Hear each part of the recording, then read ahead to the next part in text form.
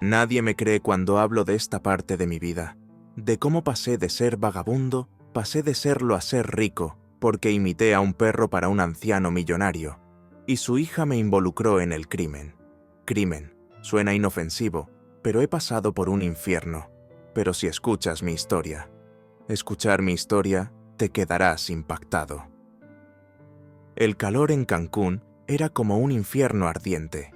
Era como si el aire estuviera espeso y el asfalto estaba ya a punto de derramarse como lava caliente. La gente corría a esconderse en la sombra, bajo los aires acondicionados y ventiladores. Pero para la gente como yo, sin casa, sin dinero, sin perspectivas, el calor era mortal. Un calvario.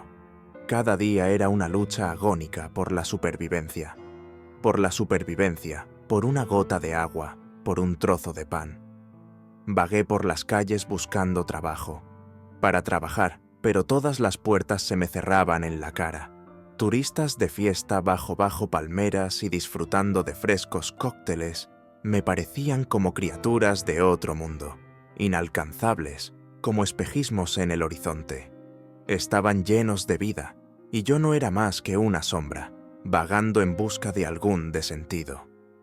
El atardecer trajo un breve alivio cuando el sol desapareció por el horizonte, dejando tras de sí un aire caluroso, pero no tan insoportable. Pero el hambre y la desesperación que me perseguían no desaparecieron con el calor. Me tambaleé hasta un viejo bar de las afueras, donde hasta el último de los parias podía encontrar refugio. Podían encontrar refugio. El establecimiento estaba oscuro, casi vacío. Sus paredes estaban cubiertas de telarañas y las pesadas mesas de madera crujían amenazadoramente bajo el peso de los visitantes ocasionales. En este lugar me sentía como un extraño, como un espíritu que no pertenecía a este mundo. Pedí la bebida más barata y me senté en un rincón tratando de ser invisible, de casi desaparecer en las sombras. Fue entonces cuando reparé en ella. Soledad Carillo, sentada en la barra, parecía una extraterrestre de otro mundo. Todo su aspecto no desentonaba. Un precioso vestido rojo que se ceñía a su figura como una segunda piel, y joyas de oro que habrían sido deslumbrantes si no fuera por la tenue luz del bar. Pero lo que me llamó especialmente la atención fue su rostro. Hermoso pero infeliz, parecía la máscara de una antigua tragedia griega. Sostenía una vieja y descolorida fotografía, y se podía ver en sus ojos que su alma estaba de luto por algo que le era muy querido. De repente levantó la vista y se encontró con mi mirada. Era algo inusual, como si viera a través de la barrera de mi desesperación a mi verdadero yo. El verdadero yo, el que una vez fui antes de que la vida me rompiera. En sus ojos oscuros había una profunda comprensión, una simpatía, pero también algo más, algo que no podía determinar. Me hizo un gesto para que me sentara a su lado, y sin darme cuenta del todo de lo que hacía, me acerqué a ella. Soledad habló primero. Su voz era baja, suave, pero había una tristeza tan inexpresable que mi corazón, encadenado en hielo, se encogió de dolor. «¿Te pareces a mi Chucho?», dijo, como si no me hablara a mí, sino a sí misma. Aquella frase me dejó perplejo. No supe qué decir, así que me quedé mirándola. Intenté entender lo que quería decir. Al cabo de unos minutos, me explicó contándome la historia de su fiel perro, que había muerto en un trágico accidente. Había tanto dolor en sus palabras que empecé a compadecerme de ella. Parecía que toda su vida no era más que un luto interminable por su amigo perdido. Entonces ocurrió algo inesperado. Soledad me ofreció ser su nuevo Chucho. No solo me lo ofreció, me lo exigió, y su oferta iba acompañada de un impresionante fajo de billetes que puso frente a mí. Su seriedad, su tristeza y la profundidad de su dolor me dejaron helado. Todo ello no me dejó ninguna duda. No estaba bromeando. Me enfrentaba a una elección.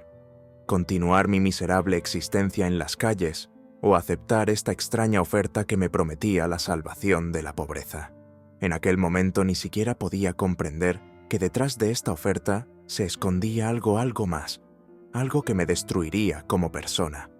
Solo vi una oportunidad de escapar de mi infierno. Acepté.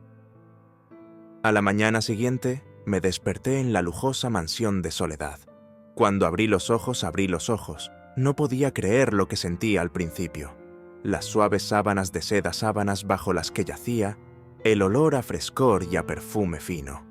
Tan lejos de mi antigua vida que parecía un sueño.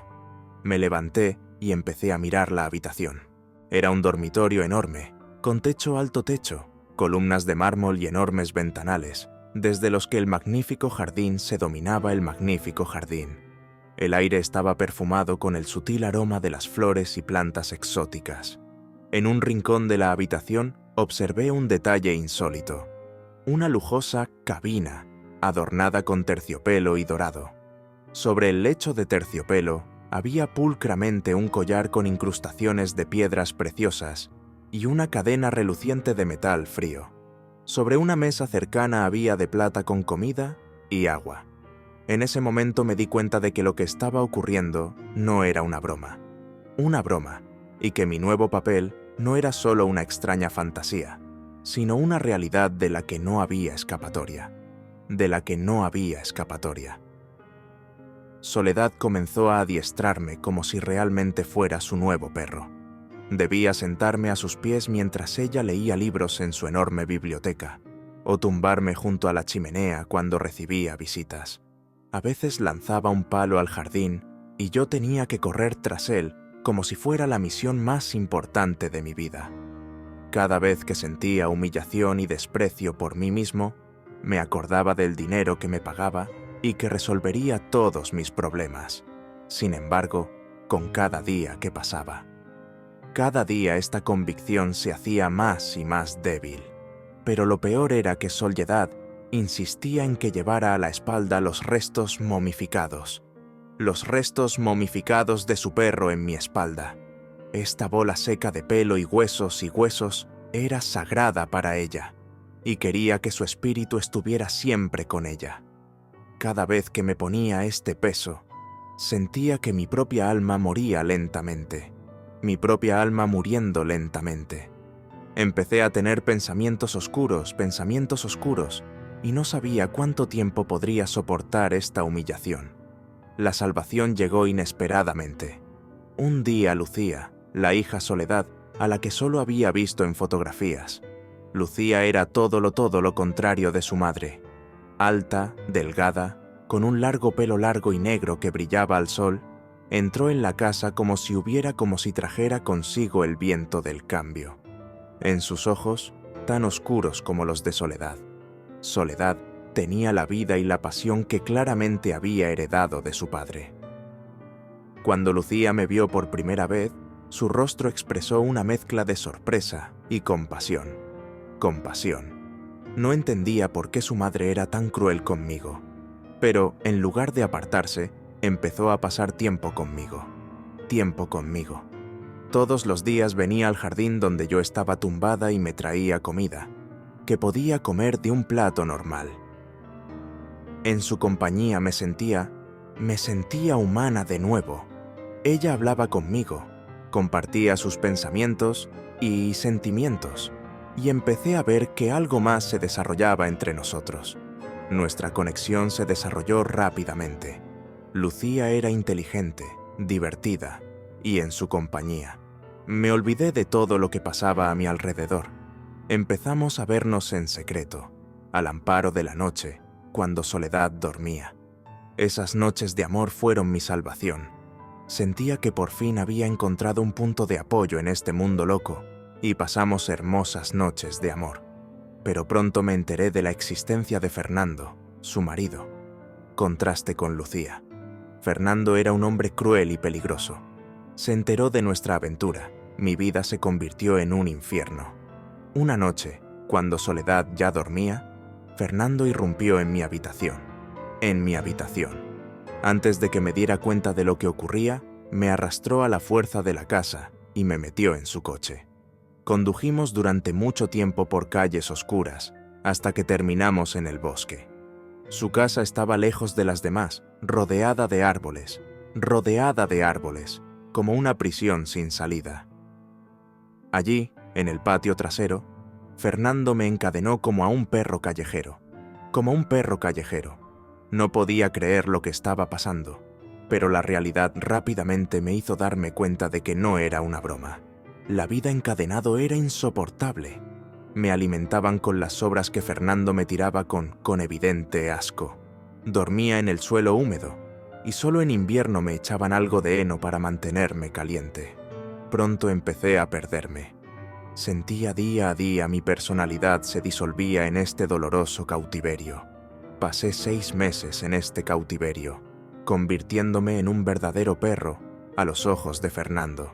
Ya incluso empecé a ladrar cuando se acercaba, con la esperanza de evitar su cruel golpes y burlas.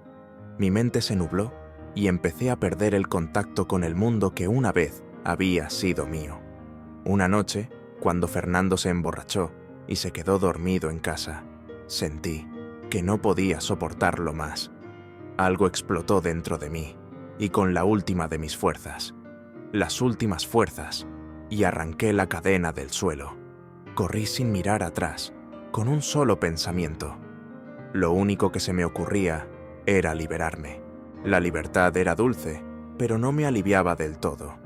Todavía me sintiéndome rota, vulnerable y perdida. Empecé a buscar a Fernando, decidiendo que este hombre no tenía derecho a vivir después de lo que me había hecho. Mi viaje fue difícil y lleno de peligros. Me escondí en los barrios bajos, viviendo en la calle y robando para sobrevivir. Los gángsters intentaron arrastrarme, pero yo sabía que no podía ser su marioneta.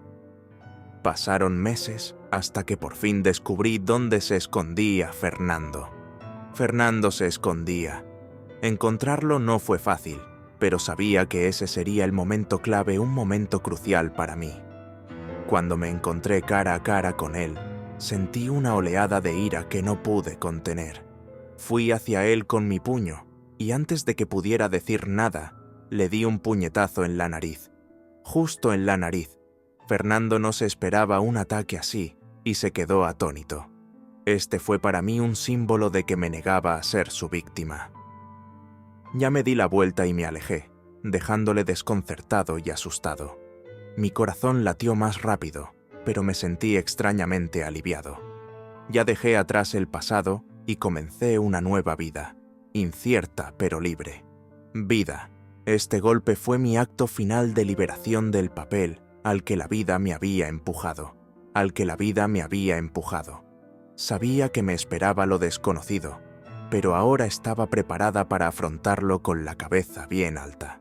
Después de huir de Fernando, la vida en las calles de Cancún se había vuelto un juego aún más peligroso. Seguía siendo un hombre roto, y cada mis movimientos estaban dictados por el miedo y la incertidumbre. Intenté encontrar un trabajo, pero nadie quería contratar a un hombre con la mirada perdida y sin experiencia. Volví a ser una sombra, transparente e invisible, como si mi alma se hubiera separado de mi cuerpo. Esta vez, sin embargo, las calles resultaron aún más brutales. Pocos días después de mi huida, mientras vagaba de noche por los barrios bajos buscando refugio, fui atacado por varios adolescentes. Eran jóvenes, pero ya manchados por las calles, con ojos fríos y cuchillos en las manos. Ellos me rodearon como una manada de lobos hambrientos. No pude defenderme. Demasiado asustado e inseguro, dejé que me quitaran todo lo que tenía, incluso el poco dinero que había ahorrado. Me golpearon hasta dejarme inconsciente y me desperté en un sucio callejón con sangre en los labios y dolor por todo el cuerpo. El miedo me paralizaba, pero sabía que esto no podía durar para siempre. Empecé a darme cuenta de que si quería sobrevivir, tendría que cambiar quién era. Pero hasta ahora estaba lejos de hacerme más fuerte. Pocos días después del ataque, me encontré con Juan, un viejo amigo, un viejo conocido con el que me había cruzado en la calle. Juan era un delincuente de poca monta conocido por su habilidad para vender cualquier cosa en el mercado negro. De todo, desde teléfonos robados hasta sustancias ilegales. Cuando me vio en mi estado, se ofreció a ayudar, pero su ayuda era como veneno, dulce por fuera y mortal por dentro. «Necesitas dinero y un trabajo, ¿verdad?», preguntó Juan, con una sonrisa. Yo no sabía qué decir. Por un lado, tenía miedo de volver a involucrarme en la delincuencia, delinquir de nuevo, pero por otro lado, no tenía otra opción. La desesperación se apoderó de mí una vez más y acepté sin pensar en las consecuencias. El trabajo que Juan me ofrecía parecía sencillo: entregar un pequeño paquete al otro lado de la ciudad, paquete a la otra punta de la ciudad. Pero pronto me di cuenta de que el paquete contenía sustancias ilegales. No podía negarme. Juan me advirtió de que las personas que esperaban el paquete no tolerarían un rechazo. Tuve que llevar el maletín, aunque por dentro protestara. Estaba nervioso, mirando constantemente a mi alrededor, sintiendo los ojos de los transeúntes. Los ojos de los transeúntes.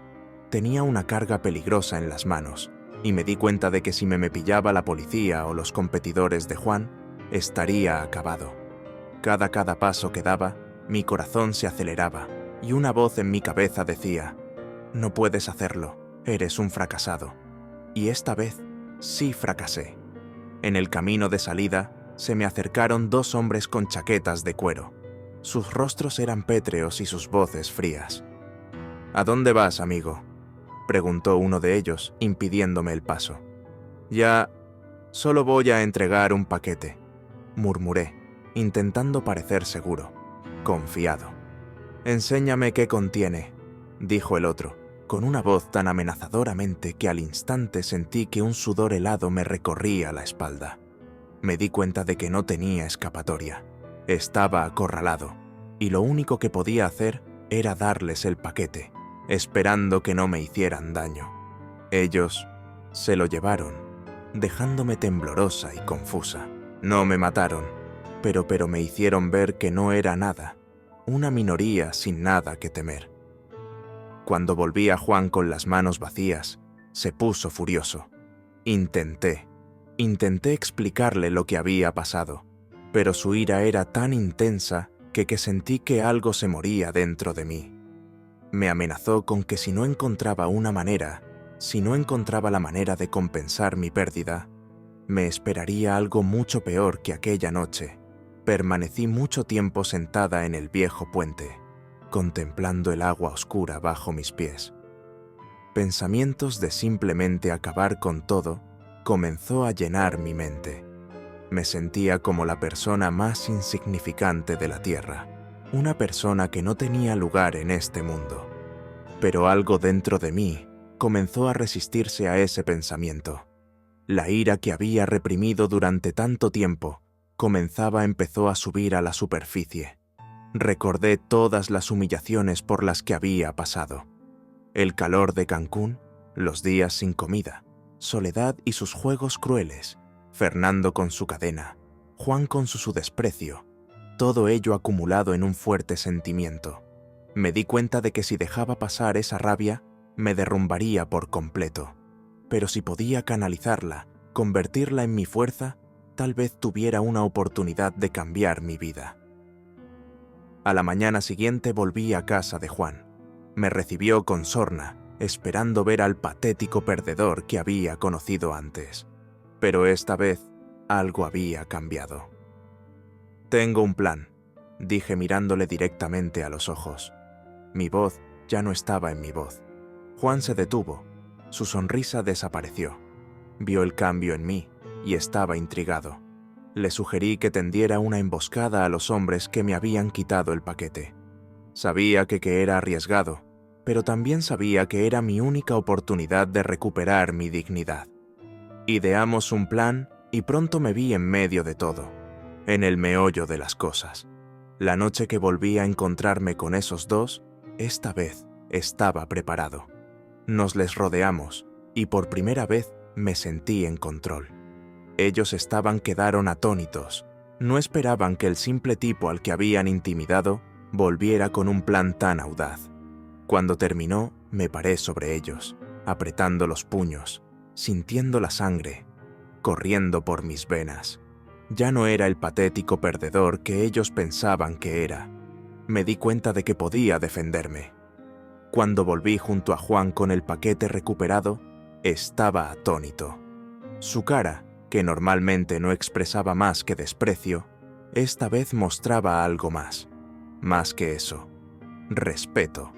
Se dio cuenta de que yo ya no era un hombre que andaba por ahí con miedo y viviendo bajo amenaza.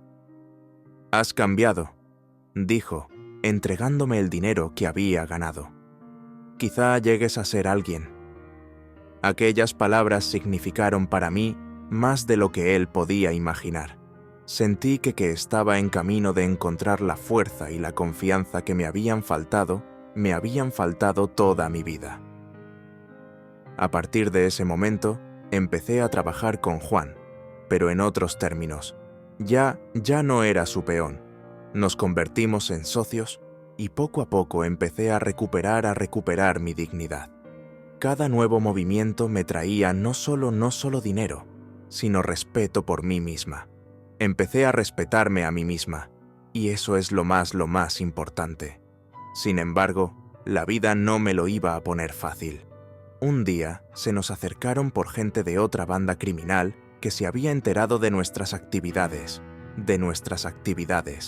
Eran mucho más peligrosos que los que nos habíamos encontrado antes. Su jefe, Ramón, era conocido por su brutalidad y crueldad. Él ofreció dejarnos trabajar para él, pero las condiciones eran tales que nos convertiría en sus esclavos. Me di cuenta de que había llegado la hora de la verdad. O continuaba mi caída, o encontraría una manera de hacer frente a esta nueva amenaza.